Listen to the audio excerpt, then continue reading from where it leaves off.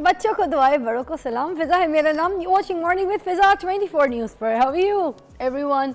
Good morning.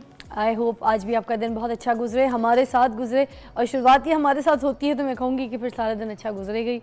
अच्छा जी, आज हम बात करेंगे हमारे बहुत इंपॉर्टेंट टॉपिक्स के ऊपर। तो हमारे साथ रहिएगा। पहले ही बता रही हूँ, सारी टॉपिक्स हमारे इंपॉर्टेंट होते हैं, मगर मैं आपको बताऊँ कि कितने मज़े की बात है। सोचें आजकल क्या ज़माना आ गया है। ये जो हंसते खेलते मैं आपके सामने आती हूँ, मेरी फीलिंग्स होती हैं, कभी मैं हंस रही होती हूँ, कभी रो रही होती हूँ, कभी परेशान होती हूँ, कभी गुस्सा होती हूँ।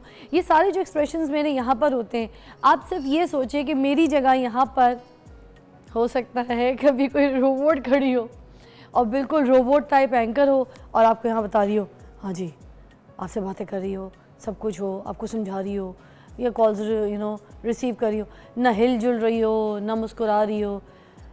जो उसको फीड किया जाएगा बस वो आपको बता रही हो, आप तक पहुंचा रही हो। और वो क्या है? वो है एआई का ज़माना। जो एआई के ज़माने को यूज़ करके आर्टिफिशियल इंटेलिजेंस से बने हुए एंकर्स जो हैं, वो ज़माना अब आपको देखना पड़ेगा। हो सकता है मैं और भी बहुत से एंकर्स हैं जो बड़ी आपकी खिदमत में हाजिर होते हैं, सुबह सुबह सारा दिन मेहनत करते हैं, सोचते हैं, अपनी इस दिमाग की सलाहियतों को इस्तेमाल करते हैं। ये सब कुछ हमें ना करना पड़े, बस हमें जो फीड किया जाए बस हम उसको आपके आगे ऐसे बोल दें। तो ये सब कुछ है आर्टिफिशियल इंटेलिजेंस का ज़माना।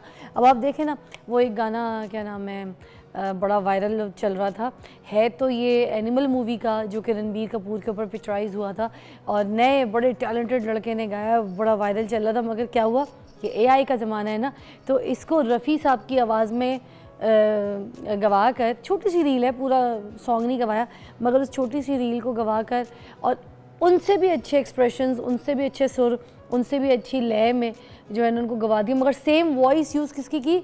रफ़ी साहब की, मोहम्मद रफ़ी साहब की, जो कि अब हमारे बीच में भी नहीं है। मगर देखें, मरे हुए लोगों की आवाज़ को भी ज़िंदा कर दिया है एआई ने और उनका गाना वायरल हो गया। वो गाना याद है ना, कौन सा?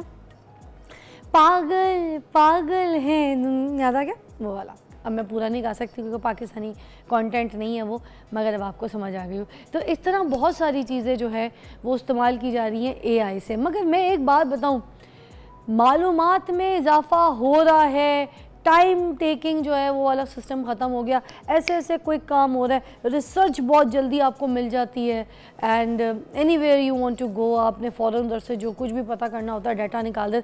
मगर एक मसला है, वो मसला ये है कि भाई कोई भी आपकी जो सोचने समझने की सलाहियत है उससे हो गए हैं आप माजूर, लवारिस, आप बस मोहताज हैं एआई के। अगर आपको कुछ रिसर्च करनी है तो आपने इसी तरह करनी है, आपने कोई काम करना है तो एआई के इंडिपेंडेंट हो जाएंगे। आप तो डिपेंडेंट ही नहीं है ख़ुद पे, क्योंकि आपने अपना दिमाग इस्तेमाल ही नहीं किया। और जब आप अपने दिमाग को इस्तेमाल ना करें तो जंग आलूद दिमाग हो जाता है, और जंग आलूद दिमाग से आप क्या निकाल लेंगे सिवाय गोबर के? कुछ भी नहीं निकलना।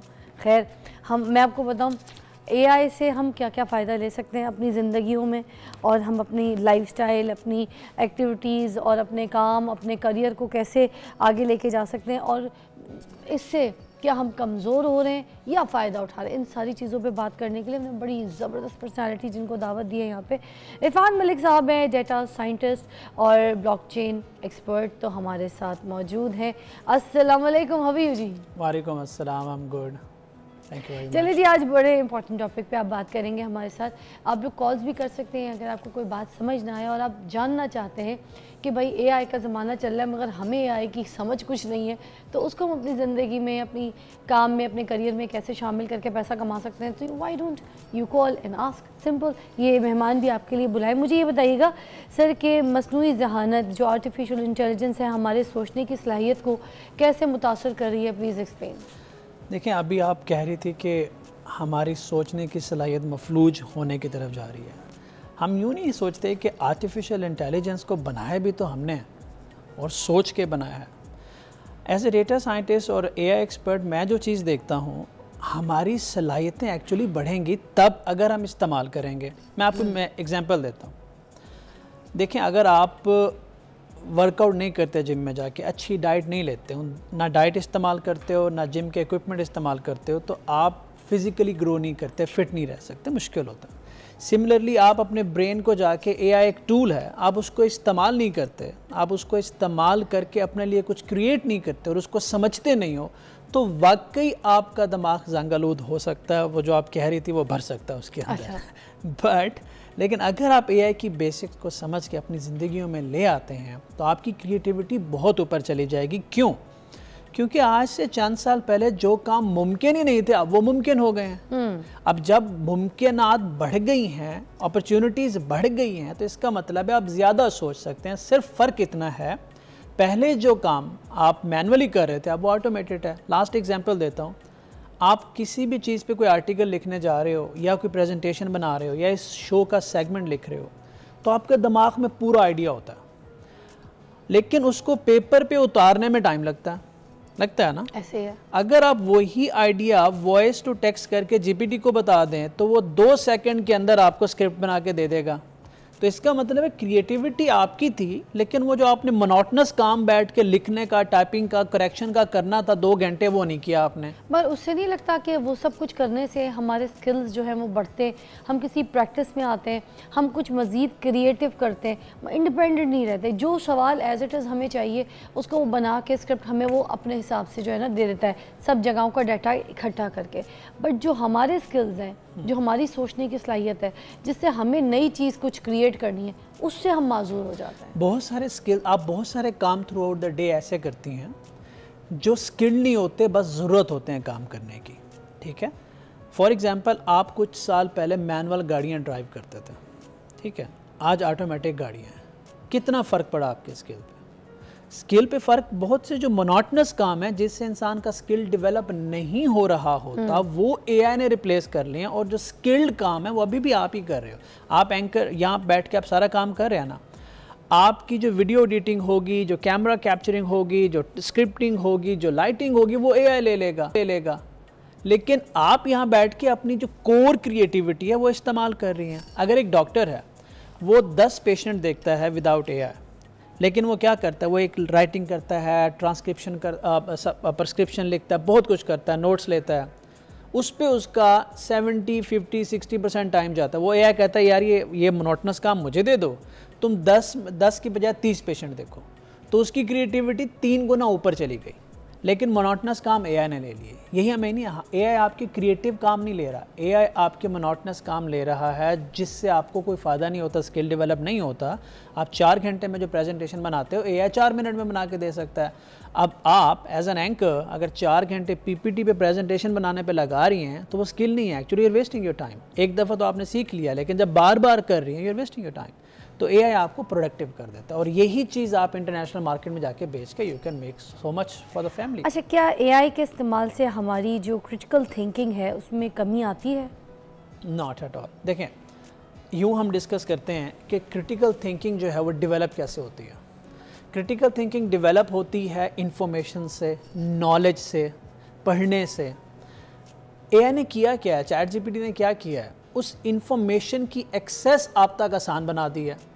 आप बहुत सारे सवाल जीपीटी से कर सकते हैं, दुनिया के किसी भी टॉपिक के बारे में बात कर सकती हैं, कुकिंग से लेके इंजीनियरिंग तक सब कुछ पूछ सकती हैं। चैट जीपीटी का यूज़ है। आप जब चैट जीपीटी से आपने इंफॉर्मेशन कंज्यूम की, और वो जिसके लिए बड़ी बड़ी किताबें पढ़नी पड़ती थी, प्रिसाइसली आपने वो ले ली, तो आपको नॉलेज आपको ऊपर गया या नीचे?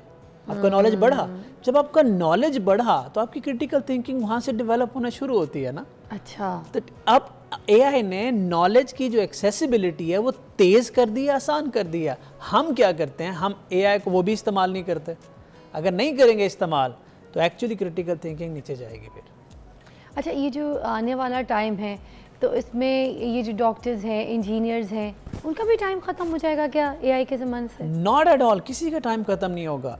ये जितनी फील्ड्स आपने बताई है ना, उस कैमरामैन से लेके एक इंजीनियर तक, उस कैमरामैन से लेके मेरी ज़ात तक, हर वो शख्स।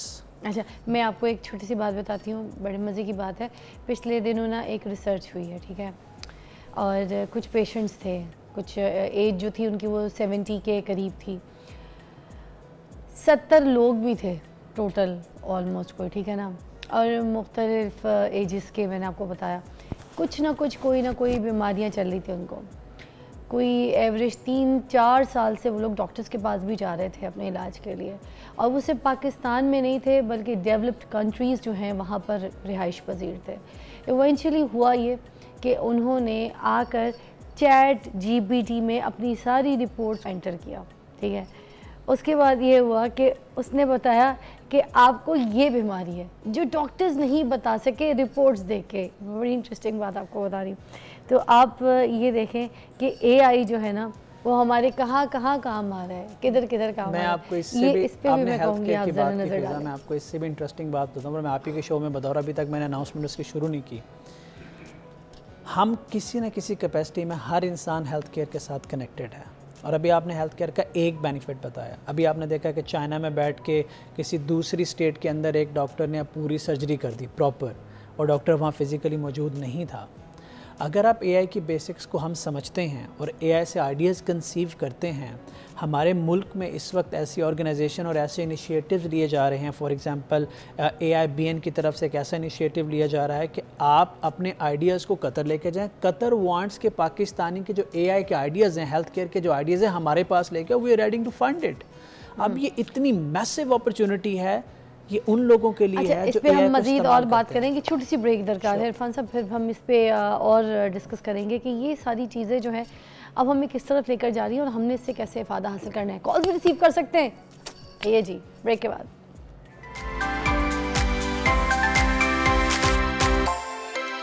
Welcome back, you watching morning with Fiza, और हम बात कर रहे हैं AI के ऊपर। और AI का जो ज़माना है हम चाहते हैं कि हम उसमें एडजस्ट भी हो जाएं। अच्छा, एक रोना तो बहुत सारे लोग रो रहे होते हैं कि टेक्नोलॉजी आ गई, टेक्नोलॉजी आ गई, हमारा तो काम ही चौपट हो गया। भाई अपना दिमाग तो खोले, आपकी जो टेक्नोलॉजी यही तो आपको ऊपर लेके जा सकती है। जो आप 100 साल में काम करेंगे ना, आप 2 साल में कर सकते हैं। तो ये आपके ऊपर डिपेंड करता है कि कितनी अच्छी तरीके से आप उसको अडॉप्ट कर सकते हैं, उससे सीख सकते हैं और उससे फ़ायदा हासिल कर सकते हैं। अच्छा जी, हम इरफान मलिक साहब से पूछेंगे कि वेस्ट में अगर हम देखें तो वेस्ट में जो पाकिस्तानी हैं, हमारे लोग हैं, तो इससे कैसे फ़ायदा ले सकते हैं AI से? देखें, हमें समझना है कि पाकिस्तान में बहुत टैलेंट है। पाकिस्तान की IT इंडस्ट्री, पाकिस्तान की हेल्थ केयर इंडस्ट्री, पाकिस्तान के हार्डवेयर, IoT इंडस्ट्री, इसमें बहुत टैलेंट है। प्रॉब्लम ये है कि हम जो एक इक्विपमेंट 1000 रुपये का बनाते हैं और उसकी वैल्यू 10,000 होती है, हम उसको 2000 का बेचते हैं या 1500 का बेचते हैं। हम उसको अंडर वैल्यू बेच रहे हैं क्योंकि हमें अपनी वैल्यू नहीं पता। हमारे पास कोई ऐसा मीडियम नहीं है, कोई ऐसी ब्रिज नहीं है कि जो एक्चुअली हमारी वैल्यू को 10 टाइम्स मल्टीप्लाई करके इंटरनेशनल मार्केट में ले जा सके। इसी तरह से हमारे बहुत सारे छोटे छोटे स्टार्टअप्स हैं जिनके पास छोटे छोटे आइडियाज़ हैं, वो बाहर नहीं जा पा रहे हैं क्योंकि there are so many issues. For example अभी जाइटेक्स हो रहा है दुबई के अंदर, दुनिया की सबसे बड़ी टेक एग्जीबिशन है, लेकिन पाकिस्तानियों को वीज़ाज़ नहीं मिल रहे। पाकिस्तान की यंग जनरेशन जिनका वहाँ जाना ज़रूरी है, but luckily there is exhibition happening in Qatar road show एक हो रहा है जो AIBN वाले करा रहे हैं, उसके अंदर पाकिस्तानी जा भी सकते हैं और छोटे छोटे स्टार्टअप्स ले जाके you can secure funding like $500,000, $1 million, $2 million। वो चीज़ जो हम 2-2 हज़ार रुपये की इंटरनेशनल मार्केट में या किसी थर्ड पार्टी के थ्रू बेच रहे हैं, वो डायरेक्ट हमारे पास इन्वेस्टर्स की एक्सेस है। पूरी दुनिया इस वक्त पाकिस्तान की तरफ देख रही है क्योंकि जो टैलेंट, जो मैन पावर, जो स्किल हमारे पास है वो अभी भी दुनिया के पास नहीं है। The only thing is we don't have that bridge between international world और पाकिस्तान जहाँ पे ट्रूली हमारी वैल्यू मिल सके। तो करें तो ये बताइए ऑडियंस को कि फिर हम क्या करें। देखें, आपको ना बेसिक्स, पहला स्टेप ये है कि अगर आपके पास, आप IT सेक्टर में हो या हेल्थ केयर सेक्टर में और आपके पास कोई आइडिया है या आपका कोई प्रोडक्ट चल रहा है, ठीक है, आप उस आइडिया और प्रोडक्ट को AIBN के उस पे लाएँ, फॉरम पे लाएँ, उस फॉरम पे लाएँ। वो आपको कतर जो है, कतर ने इस वक्त ऑफिशियली कहा है कि पाकिस्तान में जितने ऐसे हेल्थ केयर स्टार्टअप्स हैं उनको लाओ, we are more than happy to fund them, क्योंकि वो अपनी भी हेल्थ केयर इंडस्ट्री को ग्रूम कर रहे हैं। सो विन विन सिचुएशन, जैसा बहुत अरसे पहले चाइना ने किया था, it's a win win situation. अब जिनके पास कोई आइडिया नहीं है, कोई टेक्नोलॉजी नहीं है, वो घर में बैठ के मॉर्निंग शो देख रहे हैं, मैं उनसे रिक्वेस्ट करता हूँ, देखें, आप एक फील्ड को समझते हैं, वो आपके घर की फील्ड हो सकती है, ऑफिस की हो सकती है, आप कुकिंग हो सकती है, ड्राइविंग हो सकती है, कुछ भी हो सकती है, लेकिन आपको ये नहीं पता कि उसके अंदर AI अप्लाई करके उसकी वैल्यू 100 गुना कैसे बढ़ानी है। उसके लिए AI की बेसिक्स को समझना ज़रूरी है। और अगर आपके जहन में ये आ रहा है कि उसमें आता क्या है बेसिक्स में? बेसिक्स में ये आता है कि AI काम कैसे करता है, मैं आपको 2 मिनट में समझा देता हूँ। लेकिन सबसे पहले ये दिमाग से निकालना है कि एआई के लिए कंप्यूटर बैकग्राउंड होना ज़रूरी है, एआई के लिए कोडिंग सीखना ज़रूरी है, ऐसा कुछ नहीं है। You are not going to be AI developer. आपको ये पता होना चाहिए कि मॉडल क्या होता है, ट्रेनिंग क्या होता है, प्रिडिक्शन क्या होता है, आउटपुट कैसे निकालते हैं। मैं आपको एक एग्जांपल देता हूँ, आप आधे से ज़्यादा एआई समझ जाएंगी। फॉर एग्जांपल, आपने एक शेफ़ हायर किया जो खाना बनाता है, ठीक है, या एक कार मैकेनिक हायर किया जिसको थोड़ा बहुत कार ठीक करना आता है, और आपने बिज़नेस शुरू किया कि किसी की गाड़ी रोड पे ख़राब होती है तो फ़िज़ा को फ़ोन करें, फ़िज़ा उसको बताएगी कि गाड़ी कैसे ठीक करनी है। आपको नहीं आता, आपने मैकेनिक हायर किया हुआ, आगे आपको कुछ नहीं पता। आपने अपने मैकेनिक से कहा कि ये किताब पढ़ लो, ये गाड़ी सीख लो, ये गाड़ी सीख लो, ये गाड़ी सीख लो, ये गाड़ी सीख लो, ये सारा मटीरियल दिया। वो जो आपने उसको सारा मटीरियल दिया, समझें वो डेटा है, सारा मटीरियल, उसको हम कहते हैं डेटा। जो आपने उसको दिमाग में फीड किया तो आपने उसको ट्रेन किया, तो उसे हम एआई में कहते हैं ट्रेनिंग। और वो जो मैकेनिक लाए थे हम उसको मॉडल कह रहे थे। वो एक मॉडल था, उसको आपने इन्फॉर्मेशन दी, वो ट्रेन हो गया। अब आपने क्या किया, आपसे सवाल आया, आपने उससे पूछा और बता दिया। सिमिलरली आप ऑडियंस से एआई का सवाल आएगा, आप मुझसे पूछेंगे और ऑडियंस को बता देंगी। आप एक्ट कर रही हैं as an API, bridge between the information and the questions. आपने एज ए ब्रिज एक्ट किया। एआई में वो जो मैकेनिक है वो कंप्यूटर प्रोग्राम होता है। हम हर तरह का डेटा उस कंप्यूटर प्रोग्राम को दे के ट्रेन करते हैं, फिर उससे सवाल पूछते हैं। वो जो इंसान 1 घंटे में बताएगा, कंप्यूटर प्रोग्राम 1 सेकंड में बता देगा। This is AI for you.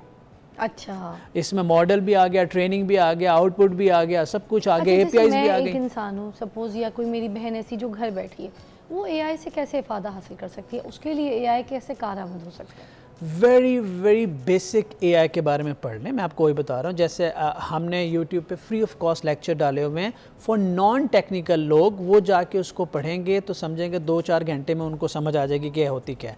फिर आप प्रॉम्प्ट इंजीनियरिंग सीख लें। प्रॉम्प्ट इंजीनियरिंग से जो डिज़ाइन एक डिज़ाइनर कर सकता है वो कोई नहीं कर सकता। अगर आपने कुछ वीडियो का स्क्रिप्ट जनरेट करना है, आप जो स्क्रिप्ट की प्रॉम्प्ट दे सकती हो वो और कोई नहीं दे सकता। और उस प्रॉम्प्ट की मार्केट में एक वैल्यू है, सर्टेन डॉलर्स में वैल्यू होती है।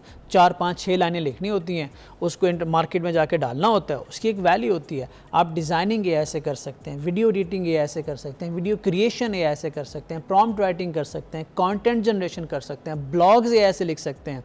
अगर आपकी अंग्रेज़ी में बहुत कमज़ोर है फिर भी आप कंटेंट राइटिंग कर सकते हैं, आप अरबी में कंटेंट राइटिंग कर सकते हैं। एआई ने आपके अंदर से आके लैंग्वेज बैरियर तक रिमूव कर दी हैं। आपने क्या करना है, सुबह उठना है, सोशल मीडिया पे टाइम वेस्ट करने की बजाय इन्फॉर्मेशन आई, नए नए टूल्स को सीखें, फ्री टूल्स पढ़ें, डाउनलोड करें, इस्तेमाल करें, देखें कि इससे मैं क्या कर सकती हूँ या क्या कर सकता हूँ, उसको इस्तेमाल करें और फिर जो आपको बेहतर लगता है उसको काम को करके फ्रीलांस मार्केट स्पेस में जाएं। International doors are open for you, वहाँ करें। और कोई अच्छा आइडिया आ जाता है तो मैंने जैसे कहा कि AIBN जैसे फॉरम्स हैं, आप उन आइडियाज़ को कतर जैसे मुल्कों में लेके जाएँ और वहाँ पर जाके मिलियंस की फंडिंग आप सिक्योर करें। ख़ानदानों की ज़िंदगी बदल जाएगी जस्ट इन फ्यू डेज़। अच्छा, ये जो एआई पे इन्हिसार हो जाते हैं लोग, तो क्या याददाश्त कमज़ोर हो सकती है इस तरीके से? एआई से नहीं, आई डोंट थिंक सो। बिल्कुल डिपेंडेंट हो जाते हैं ना। देखिए डिपेंडेंट कौन होता है, मैं आपको बताता हूँ डिपेंडेंट कौन होता है। आपने चैट जीपीटी को इस्तेमाल किया और एक आर्टिकल लिखा जो आपको हाथ से लिखना था। अब 2 रास्ते हैं यहाँ से। जब आपने चैट जीपीटी से ये कहा कि आज मैं मॉर्निंग शो करने जा रही हूँ, मेरे साथ एक एआई के गेस्ट हैं, मैं आपको डेमो करके दे सकता हूँ। 1 सेकंड मैं आपको डेमो करता हूँ। अच्छा, ये देखें, मेरा नाम इरफान है, मैं आज एक मॉर्निंग शो करने जा रहा हूँ और मेरे साथ जो गेस्ट हैं वो डेटा एक्सपर्ट हैं, एआई एक्सपर्ट हैं और उनका नाम है फ़िज़ा अली। मुझे बताओ कि मैं उनसे क्या सवाल पूछूं जो आधे घंटे के अंदर हमारा सेगमेंट कंप्लीट हो जाए। It's not a big deal. Urdu में मैंने पूछा है, आम लैंग्वेज में पूछा है। जो सवाल मुझे आपसे पूछने चाहिए ना वो ये आ गए सारे। अच्छा, अब इतने क्वालिटी का ये इसने मुझे सवाल निकाल के दे दिया। क्या निकाला है? अच्छा, ये लोड कर रहा है। अब मैं आपको बताता हूँ यहाँ से 2 रास्ते होते हैं। पहला रास्ता, मैं इन सवालों को पढ़े बगैर कॉपी पेस्ट कर देता हूँ। अच्छा, तो इसका मतलब है मेरी मेमोरी, मेरी क्रिएटिविटी एक्चुअली ख़त्म होती जाएगी। ठीक है। दूसरा, ये जो जवाब मुझे दे रहा है, मैं इन जवाबों को पढ़ता हूँ, मैं देखता हूँ कि चैट जीपीटी ने कैसे लिखा, ये कैसे सोचता है, कौन से अल्फाज इस्तेमाल किए, किस डोमेन में जाके सर्च किए, फिर फर्दर मैं इनसे जवाबात मांगता हूँ, तो मेरी क्रिएटिविटी बढ़ेगी। अगर आप ब्लाइंडली किसी भी चीज़ को इस्तेमाल करेंगे, मैं आपको ऐसे गाड़ियों के ऐसे ड्राइवर दिखाता हूँ जिसको स्टीयरिंग गियर के अलावा गाड़ी का कुछ नहीं पता होता। हाँ। कुछ भी नहीं पता होता, क्योंकि ऑटोमेटिक होती है ना, उनको ये भी नहीं पता होता कि मैनुअल में भी गियर आप चेंज कर रहे होते हैं। नहीं, वो मिसाल है ना, मैं क्या बोलूँ, अंधे को पढ़ाओ साथ घर छोड़ कर आओ। ऐसा भाई जी, आप पे बहुत डिपेंड करता है। इंफॉर्मेशन आपसे हासिल हुई, ये प्रैक्टिस भी और ये जो एक्टिविटी आपने करके दिखाई, ये भी आप देखिए कितना सही है, कितना आसान है ज़िंदगी को। और मैं कहूँगी कि देखिए उस्ताद जो है वो तो किसी भी शक्ल में हो सकता है। चैट जीपीटी को डेली बेसिस पे इस्तेमाल करें। पहले लोग कहते थे कि गूगल को इस्तेमाल बनाओ, ठीक है, और मगर हमारी मीरा जी ने गूगल के बजाय गूगल को उस्ताद बनाया होता। अब लोग चैट जीपीटी को उस्ताद बनाए, कुछ सीखें, कुछ अंधेपने को दूर करें। और इरफान मलिक साहब जैसे जो पर्सनालिटी हमारे सामने बैठी है, मैं कहूँगी ये भी एग्जाम्पल है, इनसे भी कुछ सीखें। क्या कर रहे हैं, पाकिस्तान को आगे लेके जा रहे हैं, नई टेक्नोलॉजीज़ को लेकर आ रहे हैं। आप भी यही काम कीजिए। आप जो यूथ हैं हमारी घर बैठी हुई है, जो मोबाइल पे सिर्फ सोशल मीडिया को स्क्रॉल करती है कि आज इस अवार्ड शो में किसी ने क्या पहना था, किसने कम कपड़े पहने, किसने ज़्यादा कपड़े पहने, कौन गंजा हो गया, किसने मूछें रख ली, किसकी बीवी से किसकी बन नहीं रही, किसके कितने बच्चे हो गए, कौन सा फैशन डिज़ाइनर पहने। तो इन सब चीज़ों को छोड़ के अगर आप इन सब चैट जीपीटी को या एआई को इस्तेमाल करें, अपनी ज़िंदगी को बेहतर बनाते ताकि दूसरों की ज़िंदगी आपकी वजह से बेहतर बन सके, टेक्नोलॉजी का इस्तेमाल करें। ब्रेक के बाद मिलते हैं। Thank you so much.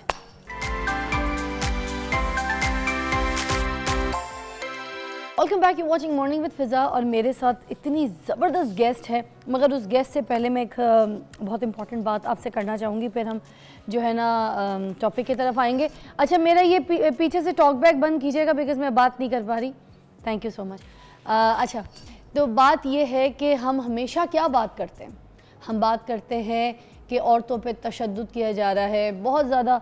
मैंने आपको बात जो है वो करवाई भी है, मिलवाया भी है, कुछ ऐसे लॉयर्स में बुला रही होती हूँ, कुछ ऐसे साइकोलॉजिस्ट बुला रही होती हूँ, कुछ ऐसे केसेस आपको दिखा रही होती हूँ जिसमें मोस्टली आपने देखा होगा कि औरत के ऊपर जो तशद्दुद होता है हम उसकी बात करते हैं। जहनी दबाव, प्रेशर, उसको घर बंद कर देना, या फिर उसको तोहमत लगाना, या फिर उसके ऊपर जुल्म करना, या सासू बहू के कोई झगड़े मोस्टली।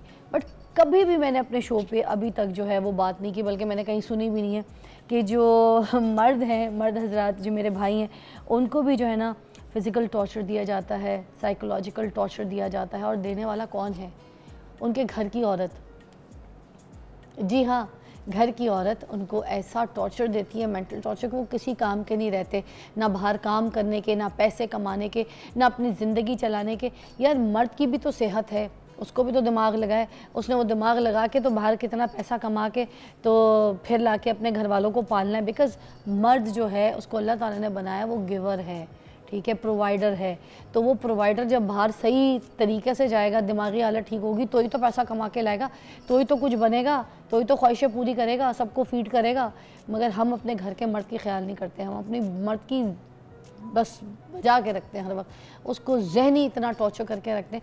यहाँ तो मैं कहती हूँ फिर भी थोड़ा बहुत कम है, जो मुल्क से बाहर हालात हैं वो तो बहुत ही ज़्यादा है। मतलब इतनी सी भी चूँ चाँ कोई मसला ख़राब हो जाए और अगर डिवोर्स पे बात आ जाए तो वहाँ पे तो औरतें 2 मिनट में जो सारी ज़िंदगी की जमा पूंजी, कमाई पूंजी है ना, वो औरत कहती है चलिए आधी आधी कर, तू अपने रास्ते में अपने रास्ते, अपना सारा पैसा बाधा मुझे दे, मैं निकलूँ। हर तरीके से छोटी छोटी बात पे एक कॉल आ जाती है, मियाँ की शिकायत कर दी जाएगी, मियाँ को थाने बंद करवा दिया जाएगा। यहाँ पर हर वक्त शक की सूरत में देखती रहेंगी बीवियाँ, लेट क्यों आए हो, इससे क्यों बात की है।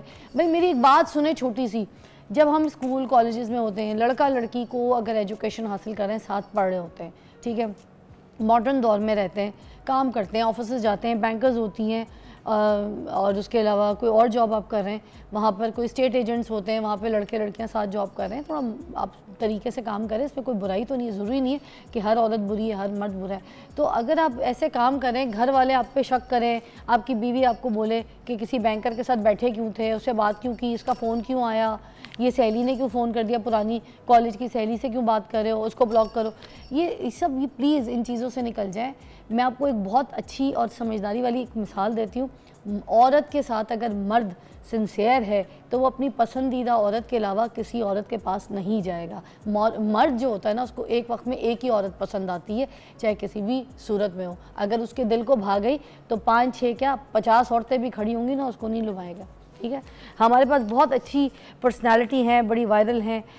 नबिया अली ख़ान साइकोलॉजिस्ट हमारे साथ मौजूद है। बोलती हैं तो मैं कहूँगी हीरे मोती नहीं बरसते फिर वो बरसते हैं, और जो बरसते हैं वो आपको पता है वो गरजते भी हैं। अस्सलाम वालेकुम नबिया, हाउ आर यू? वालेकुम अस्सलाम, I am fine, how are you? बिल्कुल ठीक ठाक। मैंने कहा जो गरज आपकी है ना, मैं वो नहीं इस्तेमाल कर सकती लफ्ज़, जो पहलू आपका होता है, जिस पहलू से आप देखती हैं। तो मैंने कहा क्यों ना आज डिस्कस करें हम इस टॉपिक को कि मर्द को भी तो जहनी दबाव का शिकार बनाया जाता है, उस बेचारे के साथ क्यों ऐसा होता है। Over to you. देखिए, औरत की बात की जाती है, बहुत अच्छा टॉपिक है आपका। मैं समझती हूँ कि पाकिस्तान का वाहिद शो है इस वक्त जिसमें मर्द की बात की जा रही है, जिसमें मर्द के साइकोलॉजिकली जो उसको टॉर्चर मिल रहा है उसके घर से, और वो भी एक औरत की तरफ से, उस पर बात की जा रही है। आपके पाकिस्तान की शायद वाहिद ही ऐसी बंदी हूँ मैं जिसने सबसे पहले जो है वो मर्दों के हकूक़ की बात की है, मर्दों के बारे में बात की है कि मर्द जो घर का सरबराह है, मर्द जो घर का जो है उसको प्रोटेक्टर बनाया गया है, मुहाफ़िज़ बनाया गया है, उसकी इज़्ज़त करना सीखें। देखिए, एक औरत जो है वो हर तरह से अपना घर भी संभाल रही है, बच्चे भी संभाल रही है, ससुराल भी संभाल रही है, लेकिन शौहर नहीं संभल रहा। शौहर क्यों नहीं संभल रहा? क्योंकि आपने सारी की सारी जिम्मेदारी शौहर के कंधों पर डाल दी है कि उसी ने कमा के लाना है, उसी ने आपका ख्याल रखना है, उसी ने बच्चों का ख्याल रखना है, उसी ने जो है वो आपकी तमाम तर ज़रूरियात ज़िंदगी पूरी करनी है, और फिर उसी ने आपसे मोहब्बत भी करनी है। अब ये कहाँ लिखा है कि उसी ने आपसे मोहब्बत करनी है? मोहब्बत का तकाजा ये है कि जब जिसके दिल में मोहब्बत है, जिसके लिए भी, चाहे वो औरत है या मर्द है, इस पे कोई जो है वो कहीं कोई क्राइटेरिया सेट नहीं हुआ कि औरत अगर मोहब्बत करना चाहती है तो वो मर्द से मोहब्बत नहीं कर सकती। मैं कहती हूँ कि जो औरतें मर्दों से मोहब्बत करती हैं ना, वो मर्द खुशकिस्मत हैं। और जो मर्द किसी औरत से मोहब्बत करता है, क्योंकि मर्द जैसे आपने बताया कि एक वक्त में एक ही औरत के साथ मोहब्बत करता है, ये बड़ी हकीकी बात है। अगर मर्द जो है वो अपनी पसंदीदा औरत के साथ रहता है तो उसे किसी और औरत को देखने की ज़रूरत नहीं है। हाँ, वो तारीफ़ कर सकता है, वो टीज़ कर सकता है उसको जिससे वो मोहब्बत करता है, लेकिन वो किसी और औरत से उसी वक्त में मोहब्बत नहीं कर सकता। अच्छा, क्या ये बात सच है कि औरत जो है वो एक वक्त में और भी लोगों से मोहब्बत कर सकती है साथ, या पसंद आ सकते हैं उसको, मगर मर्द एक वक्त में अपनी एक ही पसंदीदा औरत को ही प्यार करता है, उसी से मोहब्बत करता है, जो कि सच्ची मोहब्बत करता है? और मैं आपको ख़ास तौर पे मशरक़ी मर्दों के बारे में बताऊं कि हमारे पाकिस्तान के जो मर्द हैं उनकी साइकी क्या है। वो हमेशा बावफा औरत के पीछे भागते हैं। अरे वाह। खूबसूरती, लोग कहते हैं कि मर्द खूबसूरती के पीछे भागता है, ये एक एलिमेंट ज़रूर है खूबसूरती। जाहिर है खूबसूरत चीज़ें तो सबको अच्छी लगती हैं, खूबसूरत औरत है, जाहिर है अट्रैक्टिव है तो वो आपको खूबसूरत तो लगेगी, लेकिन उससे भी ज़्यादा जिसकी ज़ुबान खूबसूरत है, जिसका अंदाज़ खूबसूरत है, जिसके बोलने के मस्बत जुमले उसके पास मौजूद हैं, जो आपकी इज्जत करती है, मर्द को वो औरत लुभाती है। बेसिकली मर्द उसके पीछे जाता है जो उसकी इज्जत करती है। आप में से, हम में से कितनी बीवियां हैं जो अपने मर्दों की इज्जत करती हैं, अपने शौहरों को इज्जत देती हैं? हम सिर्फ उनसे डिमांडिंग हैं, हमें उनसे डिमांड करनी आती है, लेकिन हमें उन्हें देना नहीं आता कि जो हमारी रिस्पॉन्सिबिलिटी है। अच्छा, जब मैं ये बात करती हूँ ना तो बहुत सारे लोग कमेंट सेक्शन में लिख रहे होते हैं मैं तो ऐसी नहीं हूँ, मैं तो ऐसा नहीं करती हूँ। तो जो नहीं करता उसके लिए बात भी नहीं है, उसके लिए बात नहीं कर रहे होते हम, उसके लिए बात नहीं कर रहे होते, ये ज़रूरी है। तो यहाँ पर समझना है कि जो आप मर्द को मेंटल टॉर्चर दे रहे हैं, एक मर्द है जिसने घर को देखना है, अपनी माँ को भी देखना है, अपने बहन भाइयों को भी देखना है, आपको भी देखना है, बच्चों को भी देखना है, फिर जिस ऑफिस में वो काम करता है वहाँ के मामलात भी देखने हैं। अच्छा, एक कॉल भी शामिल करते हैं, शेखुपुरा से मोहम्मद अख्तर है, ताकि आप लोगों को भी जवाब दे सकें। जी अख्तर भाई, क्या हाल है? हाँ जी, ठीक ठाक हूँ माशाल्लाह, बेहतरीन है जी, आपका प्रोग्राम देख रहा हूँ। शुक्रिया। तो मैंने ये पूछना था कि ये जो अपना ये औरत बदतमीजी कोई करती है तो उसके बारे में मुझे बताएं। वो नफ्सियाती मरीज ही है? नहीं तो रिश्ता क्या है? रिश्ता क्या है? औरत बदतमीजी करती है, किस रिश्ते से कर रही है? बहन के रिश्ते से कर रही है, या फिर कोई दोस्त है जो कर रही है, या बीवी के रिश्ते से कर रही है? बीवी बहुत बदतमीजी करती है। बच्चे हैं? बच्चे हैं? हाँ जी माशाल्लाह, बच्चे नहीं हैं, इसी वजह से वो चिड़चिड़ी सी रहती है। अच्छा, वजह खुद बता रहे हैं। ये कितना मासूम नहीं है, शिकायत भी कर रहा है तो कह रहे हैं बच्चे नहीं है ना इसलिए वो चिड़चिड़ी सी रहती है। यार very nice, I love this collar. कौन है भाई आप? शेखुपुरा से। आप तो बहुत ही अच्छे हैं। आपका जवाब जो है ना नबिया अच्छा देंगी, मगर मुझे ना ये हिसाब लगाया मैंने अभी कि शादी के बाद मर्द सारे वैसे ही शरीफ हो जाते हैं। अच्छा मैं आपको सच्ची बात बताऊं, मर्द कभी अपने घर की बातें या अपनी औरत की बातें जो है ना वो चौराहों में नहीं। ब्रेकिंग न्यूज़ है। हाँ, मिलते हैं ब्रेक के बाद।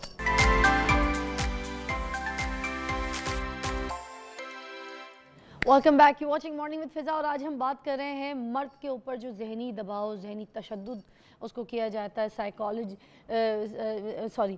साइकोलॉजिकल हिसाब से, वो कितना ज़्यादा टेंशन में रहता है, परेशान रहता है, इसके ऊपर हम बात करें। कॉल्स भी आपकी शामिल करेंगे।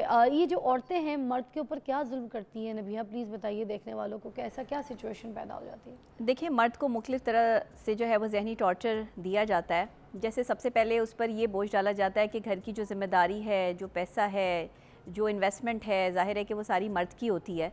तो सबसे पहला जो उसके ऊपर दबाव होता है वो ये होता है कि उसने अपने घर वालों की लायबिलिटीज़ पूरी करनी है, उनकी ख्वाहिशात पूरी करनी है।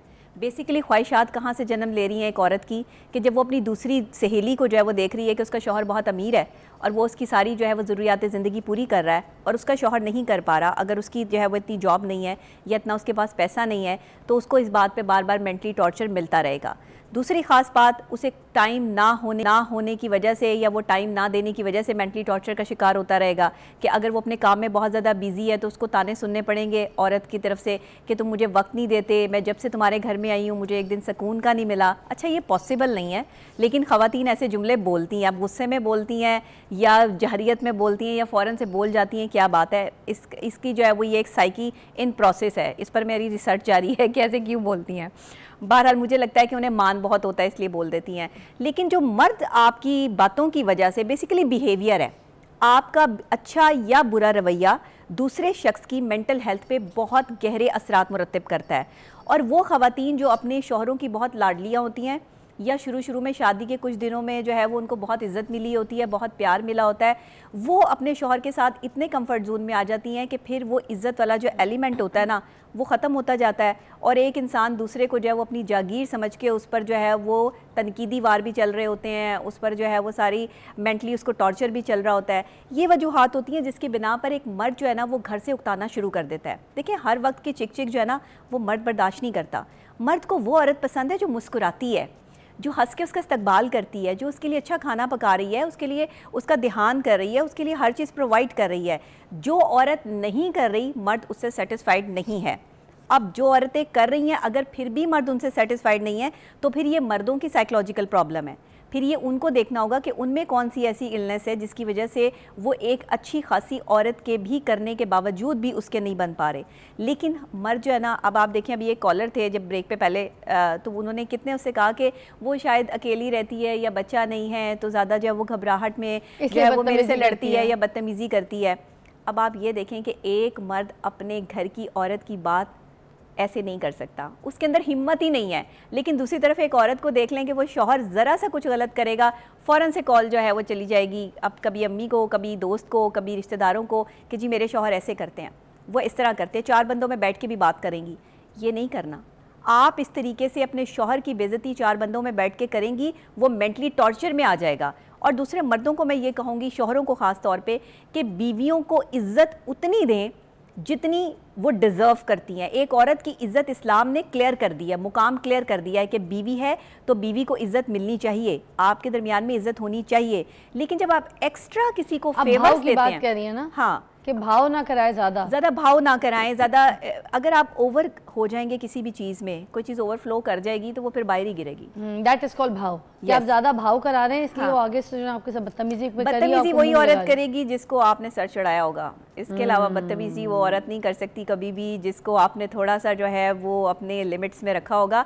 मैं ये बात तो मैंने कर दी है, इस पर तनकीदी वार भी बहुत होंगे। अच्छा, लेकिन लिमिट ये से क्या है। मुराद है? हाँ, क्या मतलब लिमिट्स में क्या होगा? डांटना, मारना, ये सारी नहीं, जो नो डांटना, नो अभी मारना। मैंने एक वीडियो देखी सोशल मीडिया पे, मैं उसको भी डिस्कस करना चाहूंगी, मगर एक ब्रेक के बाद फिर मैं वो वीडियो डिस्कस कर। मौलवी के साथ क्या हुआ, उसकी बीवी ने ऐसा क्या किया जो अपने आप को जुतियां मार रहा था।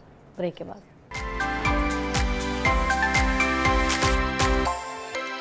Welcome back, you watching morning with Fiza. हम यहाँ पे बात कर रहे हैं जो मर्दों के ऊपर ज़हनी तशद्दुद किया जाता है, जो औरतें करती हैं, उसके ऊपर एक वीडियो बहुत ज़्यादा वायरल जा रही है सोशल मीडिया पे, उस पर बात करूँगी। नबिया से के एक मौलवी साहब हैं और वो जो है ना उनकी बेगम वीडियो बना रही है और वो जुतियाँ जो अपने सर पर मार रहे हैं और बेगम कह रही है हाँ हाँ मारो मारो मारो। तो अब मर्द को इस तरीके से भी जलील किया जाएगा, वीडियो भी बनाई जाएगी, अपलोड भी किया जाएगा, मर्द अपने आप को जुतियाँ मारेगा। प्लीज़ देखिए, उस मर्द को सोचना होगा कि उसने कहाँ औरत को जो है वो इतनी स्पेस दे दी है कि एक औरत जो है वो मर्द के सामने खड़े होकर उसको कह रही है कि तुम अपने आप को मारो और वो उसकी वीडियो बना रही है। ये मौका मर्द ने प्रोवाइड किया है, किसी ने प्रोवाइड नहीं किया। आप देखिए उन औरतों को जो अपने मर्दों के सामने जो है वो आवाज़ बुलंद नहीं कर सकती। ये भी मर्द ही की कैपेसिटी होती है कि वो औरत को कैसे लेके चलता है। मैं नहीं कहती कि आप औरत पे जुल्म करें, औरत पे जो है वो हाथ उठाएं या औरत पर जो है वो जुल्म ज़्यादती करें, लेकिन अपना एटीट्यूड लेवल ऐसा रखें कि जिसमें एक औरत को पता हो कि मेरी बाउंड्रीज़ क्या हैं और मैंने अपनी बाउंड्रीज़ क्रॉस नहीं करनी है। देखिए फ़िज़ा, जब आप एक रेड लाइन एरिया होता है, आप जब उसे क्रॉस करेंगे तो आपको सज़ा मिलेगी। वो सज़ा किसी भी किस्म की हो सकती है। ये जो सज़ा एक बीवी अपने शौहर को मेंटल टॉर्चर करके दे रही है ना, ये सज़ा दुनिया की सबसे बड़ी सज़ा है। इस सज़ा में जो मर्द आ जाता है ना वो जीता है, ना वो मरता है, ना वो सांस सही तरीके से ले सकता है, ना वो किसी को टाइम दे सकता है, ना वो दुनिया में जो है वो सरवाइव करने के काबिल रहता है। मेंटली वो बंदा इतना डिस्टर्ब हो जाता है, उसकी फीलिंग्स इतनी हर्ट हो जाती हैं कि वो किसी और दूसरे अपने दोस्त या शख्स से ये कह भी नहीं सकता कि मेरे साथ हो क्या रहा है। अब औरतें क्या करती हैं, शादी के बाद जो है जब तक बच्चे नहीं होते तब तक तो बड़ा दब के रहती हैं, थोड़ा सा जो है वो अपने ऊपर कंट्रोल रखती हैं। जैसे ही बच्चे पैदा हो जाते हैं वैसे ही उन्हें लगता है कि इस घर में मैं मजबूत हो गई हूँ। उसके बाद जो है ना वो फिर ले रब का नाम के अपने हस्बैंड की जो बेइज्जती जो है वो शुरू होगी और जो उनके खिलाफ जो है वो प्रोपेगेंडा शुरू होगा। बिल्कुल सही कह रही हैं। जब तक ये नहीं करना होते हैं ना, हाँ। औरत को थोड़ा बहुत डर भी होता है कि यार शादी पक्की नहीं है, 2 मिनट में किसने दूसरी बीवी लाके मेरे मुंह पे मार देनी। क्योंकि औरत को पता है कि मर्द अपने बच्चों के अलावा जो है ना अपने बच्चों की खातिर जो है वो घर बसाएगा। बच्चे पैदा करके औरत जो है ना मजबूत भी अपने आप को फील करती है और उसके बाद वो अपने सारे तीर कमान से निकाल देती है और बदतमीज भी हो जाती है, खुदसर हो जाती है। बाजार भी अगर जा रही है तो पूछेगी नहीं अपने मर्द से। तो ये देखिए ना, मर्द की कमजोरी औरत के हाथ में है ना। ये जो औरतें मर्दों की कमजोरियां अपने हाथ में रखती हैं ना, यही वो औरतें हैं जो बदतमीज़ हैं। तो ये कौन सी कमजोरियां हैं जो हाथ में रखने के लिए अपने आप को बदतमीज़ बना देती हैं? अच्छा, काफ़ी दफ़ा हम जो है ना वो एहसास कमतरी का शिकार होते हैं, ख़ासतौर पे औरतें। वो अपने आप को बढ़ावा देने के लिए या अपनी पर्सनैलिटी को दूसरे पर जो है वो इंडोज करने के लिए ऐसी हरकत करती हैं। जब भी आप गुस्से का इजहार करते हैं, एग्रेशन का इजहार करते हैं, एग्रेसिव हो जाते हैं, तो आप दूसरे बंदे पर जो है वो अपने आप को फोकियत देने के लिए ऐसा काम कर रहे होते हैं कि दूसरा बंदा आपकी ज़ात तक ना पहुँच पाए। अच्छा, अब ऐसी औरत को मर्द काबू कैसे करेंगे? बड़ी कॉल्स आ रही हैं, हम रिसीव नहीं कर पा रहे बिकॉज़ इंपॉर्टेंट टॉपिक। देखिए, ऐसी औरत जो बदतमीज़ है, बदजुबान है, बद इखलाक है और अपने शौहर की इज़्ज़त नहीं करती है, ऐसी औरत से बात करना मैं समझती हूँ कि मर्द को कुछ अरसे के लिए उसको ये बताना चाहिए, रियलाइज़ करवाना चाहिए कि उसकी बदतमीज़ी की वजह से, उसके इस एटीट्यूड की वजह से मर्द उससे बात नहीं कर रहा। आप एक ही जगह पर रहें, आप अभी फ़ैसला मत करें कि आपने जो है वो अलग होना है। किसी भी बदतमीज़ इंसान को ठीक किया जा सकता है। देखिए, अगर किसी की नेचर में शामिल है ना बदतमीजी करना, जेनेटिकली जो है वो लोगों को कुछ ये गिफ्ट लालची भी होती है, लालची भी होती है, कुछ लालची होती है, कुछ खुदसर होती है और कुछ जो है ना बस ऐसी नखरे, चिड़चिड़ापन, मुंह बना के रखना, खुशहाल नहीं रहना। जैसे तो इस्लाम में भी ये चौखट बदल लो, ठीक है, अगर ऐसी बीवी है जो नाशुक्री है, ऑल दैट, तो ये सारी पोजीशंस आती है। मगर औरत मुझे लगता है भूल जाती है कि भाई मर्द की सबसे बड़ी ताकत जो है ना फिजा, वो औरत है, बीवी है उसकी।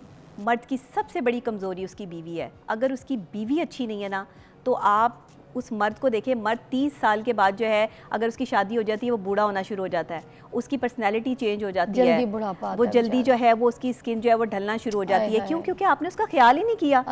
आपने सिर्फ अपनी डिमांडिंग जो है वो आप सिचुएशन में रही कि मुझे ये चाहिए, मुझे ये दो। अब वो आपको ये सब कुछ प्रोवाइड करने के लिए खुद कितना जला है। वो ये मर्द जो है उस दरख्त की तरह से है जो खुद धूप में जल रहा है, लेकिन अपने जो ताल्लुक वाले हैं, जो रिश्ते हैं, उनको साया दे रहा है। बिल्कुल सही कह रही हैं। इतने कपल देखो, कपल में बीवियां सजी हुई हैं, ब्रांडेड जोड़ा, कपड़े, चूड़ी, लेंस, बाल, ब्लो ड्राई, पार्लर, और मर्द बेचारे टिंड निकली हुई है, टिंड निकली हुई है, बाल उड़ जाते हैं मर्दों के, देखने भी काबिल नहीं रहते होंगे, जबकि हो सकता है उनसे ज्यादा सोने प्यारे हो जब उनकी अम्मा ने उनके बेगमात के हवाले किया हो, मगर ख्याल नहीं रखते। और बेगमात को पसंद है कि ऐसे मियाँ हमारे टिंड निकली हुई, बाहर कोई लड़की पसंद ना, जानबूझ के शैम्पू में मुझे लगता है कि फाइनाइल की गोलियां डाल देती है। अच्छा, कुछ खवातीन ना बहुत ज्यादा पोजेसिव होती हैं, वो कहती हैं हमारे शौहर को कोई दूसरी औरत ना देखे, तो वो प्यारा लगे भी ख्याल नहीं करती, ताकि इस वजह से भी ख्याल नहीं करती कि अच्छा ना लगे, किसी दूसरी औरत को ना अच्छा लग जाए। अच्छा, तैयार होकर मियाँ भी अगर ऑफिस अच्छी तरीके से चले जाए तो कहती आज क्यों इतना तैयार हो भाई, तुम सुबह शाम तैयार होती हो, सुर्खी पाउडर लगा के रखती हो, तुम्हें ना पूछो तो तुम उसको आज क्यों इतना तैयार हो, 2 मिनट परफ्यूम ज्यादा लगा ले, परफ्यूम क्यों इतना ज्यादा, अपने टूटा हुआ बाल कंधे से निकाल के कहेंगे एक ही है। हाँ यार इस पे बहुत ज्यादा बात करनी है, बहुत बात करिए, बहुत बड़ा टॉपिक आपने रख लिया है, टाइम आपने मुझे बहुत शॉर्ट दिया है इसके लिए। एंड में बता दे क्या कहेंगी अपनी फैंस को। जी मैं ये कहना चाहूंगी उन बीवियों को जो शौहरों के साथ बदतमीजी करती हैं, ये सिर्फ उन लोगों के लिए है। आप ये चीज़ याद रखें कि इस्लाम ने मर्द की इज्जत का हुक्म दिया है। अरे वाह। शौहर आपका हाकिम है, आपका मुहाफिज है, आपका प्रोटेक्टर है। अगर आप अपने मुहाफिज को जो है वो लोगों में जलील करेंगी, उसके खिलाफ साजिशें करेंगी, उसको जहनी टॉर्चर देंगी, उससे डिमांडिंग हो जाएंगी, उसकी कमाई में लालच करेंगी, या उसकी कमाई में लालच करेंगी। देखें, बीवी की वफादारी का पता तब चलता है जब शौहर गरीब हो जाता है। अरे वाह, क्या बात कही है, उसकी जेब खाली हो जाती है। ये है बीवी की वफादारी। उस वक्त जो बीवी वफादार है उसे बीवी कहते हैं, उसे कहते हैं अच्छी बीवी। तो ये अगर आपने अच्छी बीवी बनना है ना, तो फिर शौहर के साथ वफादारी निभानी पड़ेगी और आपको समझाना पड़ेगा अपने आप को कि एक मेरा जो शौहर है ना, खुदा के लिए ना अपने शौहरों को जो है वो इतना जलील करें, उन्हें मेंटली टॉर्चर दें। ज़्यादातर आपके पाकिस्तान में हार्ट अटैक मर्दों को होते हैं, औरतें तो जो हैं वो 80-80, 90-90 साल तक जो है वो जिंदा बैठी रहती हैं। आप तो अपना दिल खोल लेती हैं अपनी दोस्तों के साथ, वो कहाँ जाके अपने दिल की बातें जो है वो करें, तब पता जाएगा जब अपने आप को बेवा कहलवाएंगी। बेवा कहलवाएंगी, सही बात है। एक मर्द का साया अगर किसी के साथ नहीं है ना, भाई नहीं है, बाप नहीं है, शौहर नहीं है, आप यकीन करें वो औरत जो है वो माशरे में खड़े होने के काबिल नहीं रहती। मर्द उसको जलील कर देते हैं, मर्द तरह तरह की बातें करके उस पर लान तान करके उसको गलत औरत साबित कर देते हैं, सिर्फ इस वजह से कि एक मर्द का साथ आपके साथ नहीं है। तो अगर खुदा ना खास्ता तुम्हारे शौहरों को जो है वो तुम्हारी इस मेंटली टॉर्चर की वजह से कुछ हो गया, या वो जो है वो सर्वाइव ना कर पाए इतना अरसा, तो बच्चे कैसे संभालेंगी? एक औरत तो 20 किलो आटे का तोड़ा तो आप उठा नहीं सकती। तो आपको मर्द की ज़रूरत नहीं है। ये जो लिबरल खवातीन है जो कहती हैं कि हमें मर्द की ज़रूरत नहीं है, कैसे मर्द की ज़रूरत नहीं है? आपको तो अपनी मेंटली सेटिस्फेक्शन से लेके फिजिकल तक जो है वो आपको मर्द की ज़रूरत है, तो फिर आप कैसे कह सकती हैं कि मर्द की ज़रूरत नहीं है? मर्द के बगैर तो माशरा कंप्लीट नहीं हो सकता। Thank you so much Nabiha, बहुत अच्छा मैसेज भी दिया, टॉपिक भी बहुत बड़ा था। देखें, आखिरी बात, मर्द मर्द ही होता है, मर्द की इज्जत करें अपने घरों में, ठीक है, चाहे वो किसी भी रिश्ते से हैं, और उनकी इज्जत से बस इतनी सी बात कहूँगी कि आपकी इज्जत है। ब्रेक के बाद मिलते हैं।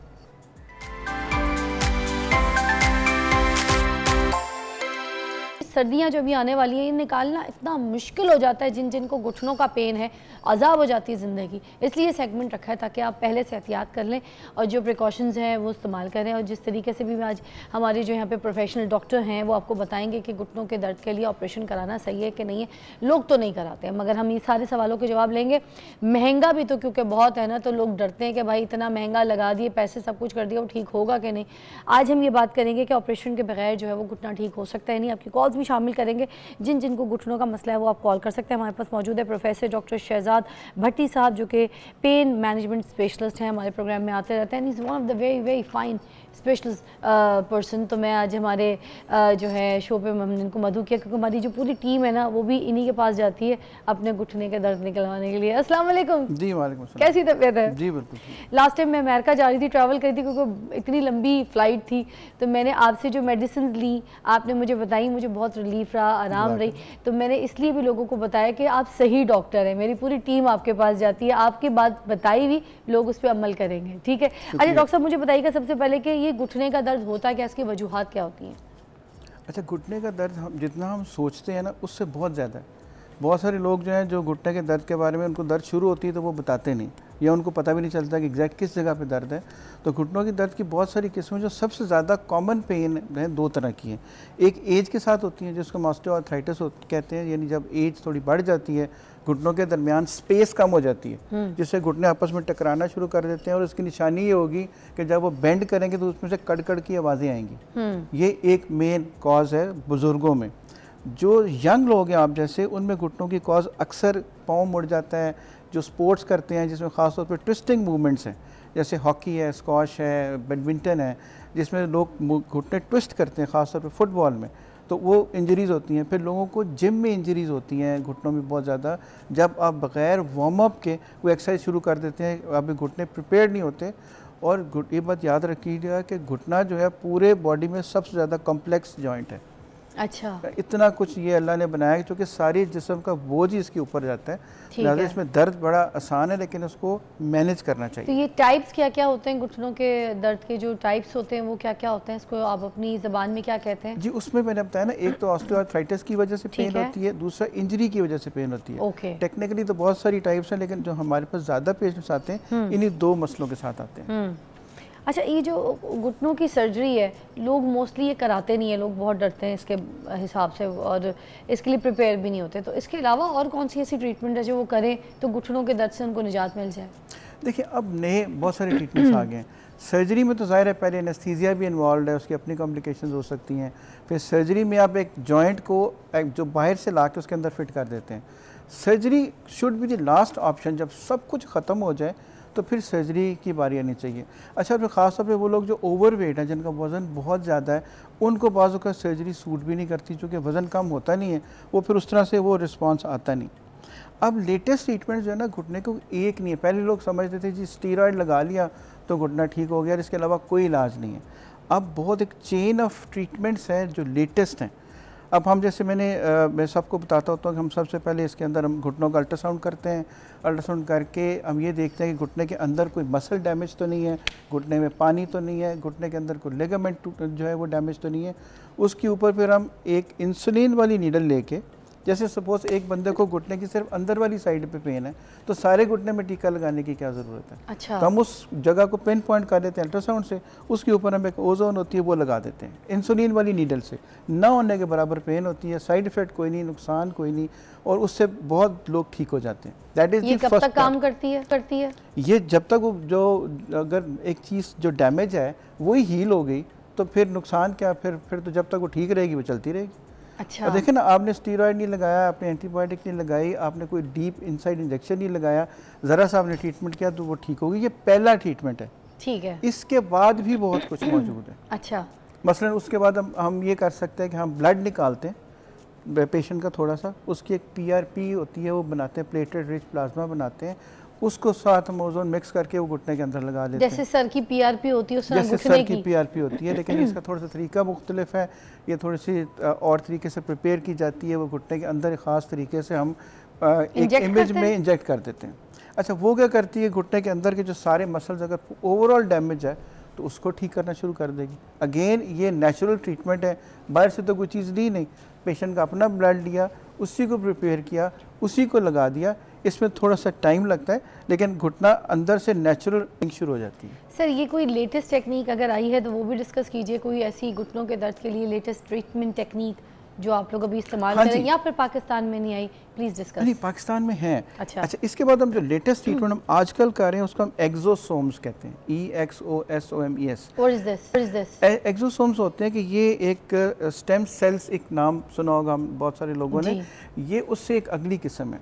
ये होता है कि किसी ह्यूमन कॉर्ड से में से एक सेल्स निकालते हैं, उन सेल्स को हमें ख़ास तरीके से प्रिपेयर करते हैं, उसको फिर घुटने के अंदर इंजेक्ट कर देते हैं। अब ये करते क्या हैं, घुटने के अंदर होता है कि 2 घुटनों के बीच में एक कार्टिलेज होती है जो उस घुटनों को कुशन देती है। अच्छा, जिन लोगों को घुटने की पेन होती है वो जो कार्टिलेज है वो ख़त्म हो जाएगी, तभी घुटने की हड्डियाँ आपस में मुड़ जाएंगी और जुड़ जाएंगी और कड़कड़ की आवाज़ें शुरू हो जाएंगी। अच्छा, ये एक्सोसोम्स क्या करते हैं कि ये जो कार्टिलेज है उसकी रीग्रोथ शुरू कर देते हैं, दोबारा बननी शुरू हो जाती है। इसको हम रीजनरेटिव मेडिसिन कहते हैं। ये सारी दुनिया में एक लेटेस्ट टेक्निक्स हैं जो अमेरिका से लेके सऊदी अरेबिया तक और सऊदी अरेबिया से लेके रशिया तक सब जगह पे ये लेटेस्ट काम है। अच्छा, जो हो रहा है पाकिस्तान में भी हम कर रहे हैं। अच्छा, उसमें सिर्फ एक इंजेक्शन लगाना है, एक पूरा एक प्रोटोकॉल है उसका, और उसके बाद ख़त्म। ये थोड़ा सा एक्सपेंसिव है रिलेटिवली सर, वैसे लेकिन वो जो चीज़ डैमेज हो गई थी सर, वो दोबारा बननी शुरू हो जाएगी। कितना कोई एक्सपेंसिव है, क्योंकि घुटने का अगर ऑपरेशन की हम बात करें 30-35 लाख का तो होता है। उसके मुकाबले में तो कुछ भी नहीं है। उसके मुकाबले में तो कुछ भी नहीं है, क्योंकि ये अमेरिका से इंपोर्ट होती है या बाहर से हम इसको इंपोर्ट करते हैं। कोशिश ये हो रही है कि हम पाकिस्तान के अंदर भी इसकी प्रोडक्शन शुरू हो जाए। और वो सिर्फ एक इंजेक्शन होता है, लेकिन उसको एक तरीके से लगाना होता है। कुछ 3-3.5 लाख रुपए का पाकिस्तान में सारा कुछ करके लग सकता है। अच्छा। और उसके बाद आपने 2 से 3 महीने उसको रीजनरेट होने में लगते हैं। हाँ। और अक्सर हमने काफ़ी केसेस किए यहाँ पे, और उससे ठीक होता है, है फिर ये तो फिर नॉर्मल हाँ, है। तो लोग नहीं, बाकी मतलब जो उसके हिसाब से घुटने के ऑपरेशन से तो बहुत ही नॉर्मल है, कुछ पौना भी भी नहीं। नहीं। हाँ। एक कॉल है शहजाद साहब, मैं उसको भी जी, शामिल करना चाहूंगी। जी। अस्सलाम वालेकुम जी, कौन है? जी, शाहिदा जी। वालेकुम सलाम जी। अस्सलाम वालेकुम। वालेकुम सलाम। शाहिदा जी क्या कहेंगी? हाँ जी फिजा जी, सबसे पहले तो मैं आपके प्रोग्राम की बहुत तारीफ करना चाहती हूँ कि बहुत ही अच्छा प्रोग्राम है, आप माशाल्लाह बहुत अच्छी, बहुत प्यारी लगती हैं। बहुत शुक्रिया। और सबसे बड़ी, और उसके बाद जो डॉक्टर साहब आते हैं माशाल्लाह, उसका बहुत अच्छा हमारे लोगों के लिए बहुत अवेयरनेस पैदा करती हैं। बेशक, बहुत बहुत आप लोग के लिए बुलाया जाता है सारे मुअज़्ज़िज़ मेहमानों को। क्या मसला है मुझे बताइएगा। हाँ जी, मैंने ये पूछना था कि जब मैं नमाज पढ़ती हूँ तो डॉक्टर साहब, मैं जब उठती हूँ और बैठती हूँ ना तो मेरी आवाज़ तक फंसी आती है। तो उसके बाद जब मैं सीढ़ियाँ चढ़ती हूँ तो फिर मेरी टांग में इतनी ज़्यादा शदीद दर्द होती है, जिसकी वजह से ना मुझसे ना चलना फिरना बहुत मुश्किल। उसके बाद फिर कोई भी मेडिसिन वो पेन किलर खाती हूँ तो फिर में चलती है, तो इसकी वजह से मुझे बहुत ज़्यादा टेंशन होती है। और ये डॉक्टर साहब, मैं एक और बात बताना चाहती हूँ कि ये जो आपने एक्शन का बताया ना, तो मेरे अब्बू को वो जो 60 ईयर्स के थे, उनको ये मसला था घुटनों का बहुत ज़्यादा, तो उनको ये लगवाया था इंजेक्शन। तो उसके बाद वो फिर चलने फिरने से ना बहुत प्रॉब्लम हुई थी उनको इंजेक्शन लगवाने से। तो अब मेरी अम्मी को भी ये मसला है घुटनों का, और मोरे का भी मसला है, वो उसमें चाहिए वो ये घुटनों का बहुत ज़्यादा प्रॉब्लम है। वो तो सीधी तरह से उनसे उल्टी नहीं होती, शुगर के भी वो मरीज है। तो प्लीज आप थोड़ा सा गाइडेंस करें कि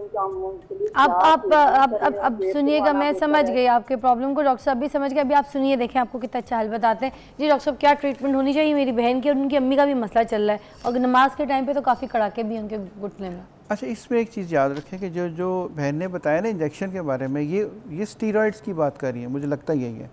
स्टीरॉइड्स हम नहीं लगाते, ये वो इंजेक्शन नहीं है, पहली बात है, ये वो इंजेक्शन है ही नहीं है। जो मैंने पहले ओजोन की बात की थी, तो वो तो हम स्किन में लगाते हैं, वो तो घुटने के अंदर लगाते ही नहीं है, प्लस वो जिनका नुकसान कोई नहीं है। नंबर 2 मैं आपको एक और ऑब्जर्वेशन बताऊं जो तमाम सुनने और देखने वालों के लिए है कि हम जितनी मर्जी दवाइयाँ ठीक करते हैं, हमने पिछले को 500 पेशेंट्स को चेक किया जो उन्होंने आके कहा कि हमें शुगर नहीं है, हमें डायबिटीज़ ठीक है। मैं सुबह की जो नाश्ते से पहले की शुगर इतनी होती है, नाश्ते के बाद की इतनी होती है, लेकिन हम एक टेस्ट कराते हैं जो 3 महीने की शुगर चेक करते हैं। उन 500 में से जिनकी दर्दें ठीक नहीं होती थी, उनमें से 490 पेशेंट तकरीबन ऐसे थे जिनकी वो HbA1c लेवल उसके कहते हैं वो ज़्यादा था। लिहाजा मेरी बहन को चाहिए कि सबसे पहले अपना शुगर लेवल चेक कराएं किसी लैब से, जो 3 महीने वाला टेस्ट होता है। 3 महीने वाला? जितनी जितनी मर्जी दवाइयाँ लेते रहे, जब तक वो लेवल कंट्रोल में नहीं आएगा, किसी दवाई का उतना असर नहीं होगा। चाहे ऑपरेशन भी करा लें, चाहे जो मर्जी कर लें, क्योंकि वो एक ऐसा कोई आपस के अंदर इनका रिलेशन है कि जब तक वो लेवल ठीक नहीं होता, उस वक्त तक दर्दें भी ठीक नहीं होती। ठीक है, तो ये पहले चेक करा के फिर रिपोर्ट डॉक्टर को जरूर चेक करानी चाहिए। नंबर 2, ये दर्दें जो बता रही हैं, ये ट्रीटेबल है। इनका एक एक्सरे चाहिए, पता चल जाए कि बीमारी की नौयत क्या और कितनी ज़्यादा है, उसको हम ट्रीट कर सकते हैं। और ये ट्रीटेबल है? बिल्कुल ट्रीटेबल है, और पेन ट्रीटेबल है। देखिए, जवानी वापस नहीं आती, हाँ। लेकिन जो चीज़ें हम अपनी थोड़ी फिटनेस बेहतर कर लेंगे, जो दर्दें हैं हर वक्त ये बहुत बेहतर हो जाती है। क्या बात है जी। एक ब्रेक लेते हैं, उसके बाद दोबारा ज्वाइन करते हैं। डॉक्टर शहजाद हमारे साथ मौजूद है, हम घुटनों के दर्द के ऊपर बात करें। Take a break.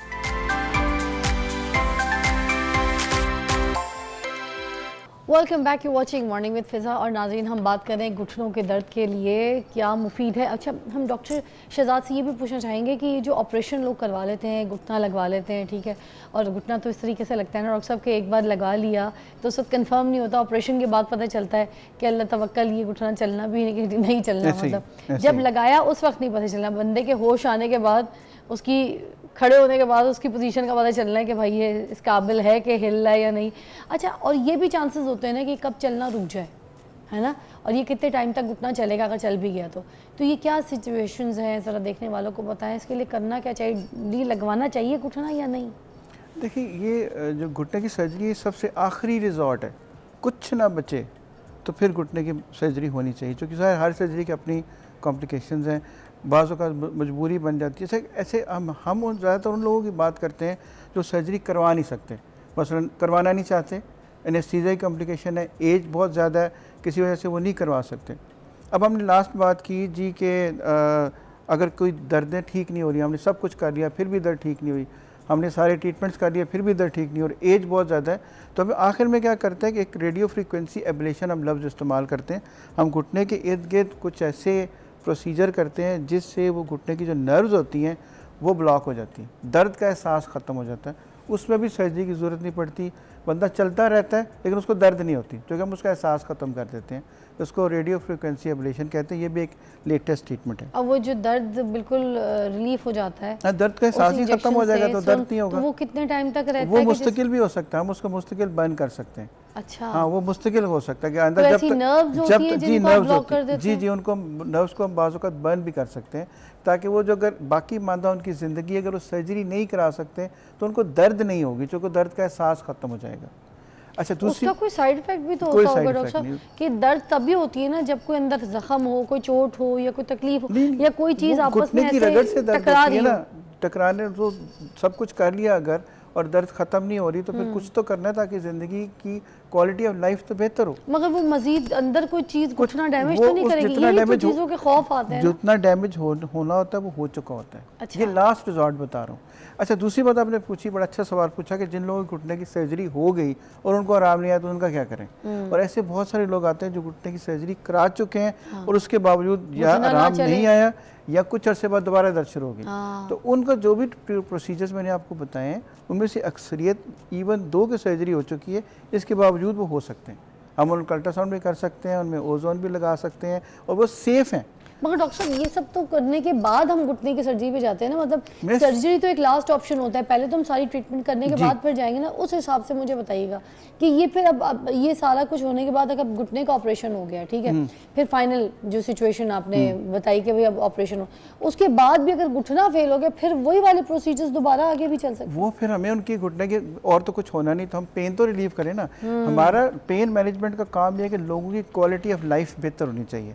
जितने ज़िंदगी के दिन हैं, जो रूटीन रोज़मर्रा के काम हैं, वो बगैर दर्द के होने चाहिए। अच्छा, ठीक है ना। जब आप किसी चीज़ को ठीक नहीं कर सकते, दर्द तो बेहतर कर सकते हैं। बात तो सही है। जैसी दर्द बेहतर होगी क्वालिटी ऑफ लाइफ बेहतर हो जाएगी, बंदे की डिप्रेशन कम हो जाएगी। आजकल के दौर में लोग दर्द देते हैं, आप दर्द दूर कर रहे हैं, अल्लाह का शुक्र है। पेन रिलीफ लाइफ होना बहुत ज़रूरी है। और पेन के साथ अगर जिसको दर्द हो रही है वो ना कोई काम कर सकता है, वो हर एक से लड़ता भी रहता है, नाराज़ भी रहता है, उसकी जो पोटेंशियल है, जो काम करने का लेवल है, वो बहुत लो हो जाता है। सर वही ना, पेन से रिलीव होना बहुत बहुत ज़रूरी है। Hi hi, thank you so much doctor साहब, बहुत बहुत शुक्रिया आपकी तशरीफ़ आवरी का। बहुत अच्छा आपने हमें समझाया है अपने घुटने का, जिस तरीके से भी इलाज जो जो बताया है वैसे ख्याल रखें, वैसे ट्रीटमेंट्स हासिल करें। जो नई टेक्निक्स आज आपको डॉक्टर शहजाद ने बताई हैं, प्रोफेसर साहब ने, तो वो आप यूज़ कर सकते हैं, वो भी पाकिस्तान में अवेलेबल है।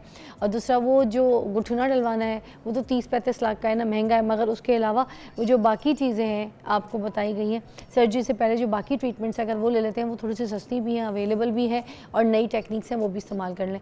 एंड फिर अगर अल्लाह ताला ने जो लिखा है, अगर दर्द इस हिसाब से लिखा है कि घुटना डलना है और ये आपने ट्रायल घुटना लेना है, तो फिर वो भी कराने में कोई मसला नहीं, क्योंकि दर्द तोते की तरह पालने से बेहतर है कि आप एक अच्छी सेहतमंद लाइफ गुजारें। और दूसरा pain relief life is very important. जिस तरीके से उन्होंने बताया कि वो ट्रीटमेंट से पेन को भी सुन कर देते हैं, रिलीफ करा देते हैं, तो वो टेक्निक्स भी आप यूज़ कर सकते हैं। Thank you so much again, और आपसे मुलाकात करते हैं हम ब्रेक के बाद।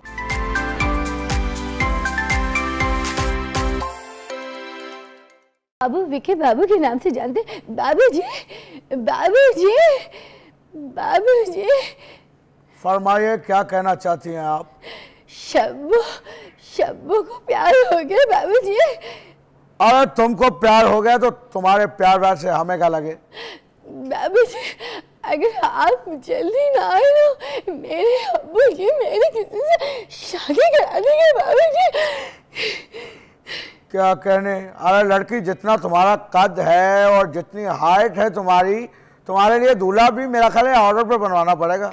बाबू जी, आपको देख कर तो मेरा दिल कर रहा है कि मैं ये गाना गाऊं, तुम ही हो महबूब मेरे, मैं क्यों ना तुम्हें प्यार करूं। मैं सदके जावां, बात कुड़ी है जिन्हें मैनू वेख के गाना गाया, नहीं तो मैनू तो यकीन करो गाला ही पैंदियां ने मोहल्ले च। आप मुझे वेख नहीं सकते, इसी का फायदा उठाया मैंने। बाबू जी क्या बात है, ये वो टैलेंट है, मैं आपको बताऊं। देखिए, हम तो दुनिया को देख के ऐसे समझ के घूर के फिर अपना टैलेंट दिखाते हैं। ये वो टैलेंट है जो दुनिया को देख नहीं सकते, दुनिया की पिक्चर जो है वो कैप्चर नहीं कर सकते, मगर उसके बावजूद इधर से सुन के और लोगों की कैसे मिमिक्री करते हैं, गाने गाते हैं, अपना स्टाइल बनाया हुआ। देखिए कितने मुझे वो वायरल इनकी जो है ना यूट्यूब पे वीडियोज़ है।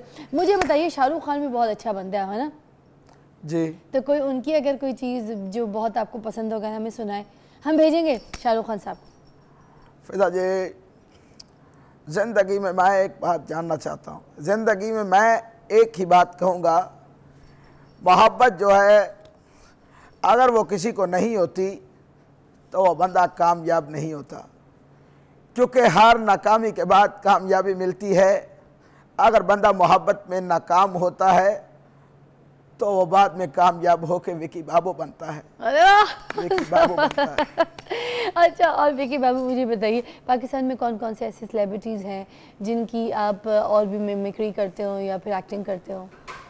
मिमिक्री तो मैं सुल्तान रई साहब, मुस्तफ़ा कुरैशी साहब, शान साहब, अपना शफकत चीमा साहब, ये जो फेमस आर्टिस्ट हैं। शफकत चीमा साहब की कुछ हो जाए? तू इधरों दी पहुंच, नत्था दा राह तेरा मामा आप टकेगा। शफकत चीमा साहब आगे गए हैं, शफकत चीमा साहब को गोली लगी है। मोमो राना और शफकत चीमा साहब आमने सामने, और शफकत चीमा साहब बिल्कुल करीबुल मौत हैं। और कैसे बोल रहे हैं, क्या अंदाज है उनका। अब तू मामा, और मैं तेनू मरन नहीं देंगा मामा। और कुछ नहीं होया यार, पर मैं एक गल कहना चाहना वा, और तू पिंड छड़ के ना जाई, बाकी स्वाद आ गया जीण दा भी मरण दा भी ते नत्था नू कहण दा भी।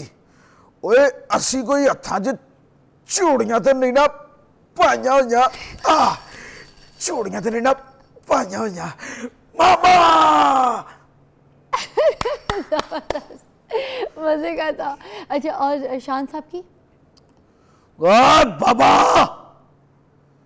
जिंदगी रवे ना रवे, ना रहन के चके दे, ना रहन के। ओए तू लोकां कोलों खो खो के ते गरीबां नूं खवाउण दा बहाना बनाया है। और गरीबां नूं खवाउण लई तेरे बाबे दी कमाई थोड़ी है। नहीं बाबा नहीं, जो स्वाद खो के खाण दा है तेरी कमाई दा नहीं, तेरी कमाई दा नहीं, नहीं तेरी कमाई दा। वाह, मुस्तफा कुरैशी भी फिर मैं आपसे गाने सुनूंगी। मौला नू मौला ना मारे ते मौला ने मरदा नता, बाकी रही गल चंज दी ते चंद दी 14 नू मैं चंज भी लैके आनी है ते तेरी लत भी ला के ले जानी है। कुरैशी साहब, वाह, तेरी खुशबख्ती ये है कि मैं अज तेरे तो वड्डे बदबख्त नू मिलन चला वा। नहीं ते मौले नू मारन दी गल कर रहा है तो दिन भुखिया रखो मौला ते की मौले दी सारी जद भी मर जाएगी सोने। वाह जी, जबरदस्त। विकी बाबू, गाना कोई सुना दीजिए मुझे जल्दी। आप तो रफ़ी साहब भी बहुत अच्छा गाते हैं, बहुत ज़्यादा, है ना? जी, रफ़ी साहब को मैं बड़ा फैन हूँ, रफ़ी साहब का। हाँ, तो सुनाइए ना कोई। आखिरी पल है, आखिरी आहें तुझे ढूंढ रही है, डूबती सांसें बुझती निगाहें तुझे ढूंढ रही है। सामने आ जा एक बार हो, सामने आ जा एक बार आ जा, मैं तो मिटा हूँ तेरी चाह में, तुझको पुकारे मेरा प्यार। वाह वाह। और किसको गाते हैं, किसकी मिमिक्री गाने में? और मैं सभी को गा लेता हूँ। और भी सुना दे, मेरे का टाइम खत्म हो जाएगा जल्दी। किशोर को, कुमार साहब को, किशोर साहब को भी सुना दे, हो जाए। किशोर साहब का? जी। ये जो मोहब्बत है ये उनका है काम, अरे महबूब का जो बस लेते हुए नाम, मर जाए मिट जाए हो जाए बदनाम, रहने दो छोड़ो रे जाने दो यार, हम करेंगे प्यार। मुकेश भी गा लेते, मुकेश जी को भी गा लेते? नहीं, एडा पुराना नहीं, मैं गा लेता हूँ, मुकेश को भी गा लेता हूँ। अच्छा कोई जुगत तो लगा दे मुझे। किनू? हाँ आपको लगानी? मुझे कोई जुगत तो लगा दे। क्या करने, एक अखड़ा गुड्डा होता कुल्फी ਨੂੰ कैच बुलाया ਉਹ ਦੇਖੋ ਜਿਵੇਂ ਦੇਖ ਉੱਟੀ ਪਈ ਹੁੰਦੀ ਹੈ। ਤੁਸੀਂ ਮੈਨੂੰ ਜੁਗਤ ਨਾ ਕਰੋ, ਯਕੀਨ ਕਰੋ ਮੇਰਾ ਜੁਗਤ ਦੇ ਵਿੱਚ ਮੁਕਾਬਲਾ ਨਹੀਂ ਹੈਗਾ। अच्छा मैं देखो ऐसे लग रहा खाली देख के आगे इन्हें धमाल पाने के लिए बंदा देखते याद है। ਫਿੱਕੀ ਜੁਗਤ ਕੋਈ ਨਹੀਂ ਕਰਨੀ। ਮਾਸ਼ਾਅੱਲਾ ਮੈਡਮ ਵੇਖੋ ਸੁੱਤੇ ਪੈਣ ਨੂੰ ਚੰਡ ਵੱਜੀ ਹੁੰਦੀ। अच्छा जिन्नी ਤੁਹਾਡੀ ਹਾਈਟ ਆ ਤੁਸੀਂ ਤੇ ਐਵੇਂ ਸ਼ਰੀਕਾਂ ਨੂੰ ਧੱਕੇ ਨਾਲ ਗੱਲ ਸੁਣਾ ਦਿੰਦੇ ਹੋਵੋਗੇ। मैं हूं आपकी अपनी होस्ट फिजा, मैं बचपन से आपके शोज देख रहा हूँ। अच्छा बहुत बड़ा फैन हूँ। सुन रहे हैं आप मेरे शोज? अगर आपने मुझे देखा होता ना तो फिर मैं आपको बताती। हाँ हाँ देखा मैंने आपको, ਤੁਹਾਨੂੰ ਦੇਖਣ ਤੋਂ ਬਾਅਦ ਦੋਵੇਂ ਅੱਖਾਂ ਗਈਆਂ ਨੇ। मैं कहा ये कुड़ियां ਹੁੰਦੀਆਂ। विक्की बाबू क्या हो गया? हंस क्यों रही हैं? बेटा हंसी आ रही है मुझे तुम्हारी बातों में, इतने मासूम हो यकीन करें आप लड़की हैं तो चल रही हैं, अगर आप लड़का होते ना तो ਤੁਹਾਨੂੰ बड़ी सहूलत होनी सी। कैसे? ਇਹੋ ਜਿਹੇ ਬੰਦੇ ਏਡੇ ਕੱਦ ਕਾਠ ਵਾਲੇ ਮਜ਼ਦੂਰ ਵੀ ਹੁਣ ਤੇ ਉਹਨਾਂ ਨੂੰ ਕੰਮ ਕੋਈ ਨਹੀਂ ਕਰਨਾ ਪੈਂਦਾ। ਇੱਥੇ ਖਲੋਤੇ ਦੂਜੀ ਮੰਜ਼ਲ ਤੇ ਇੱਟਾਂ ਫੜਾ ਦਿੰਦੇ ਨੇ, ਲੋ ਫੜੋ।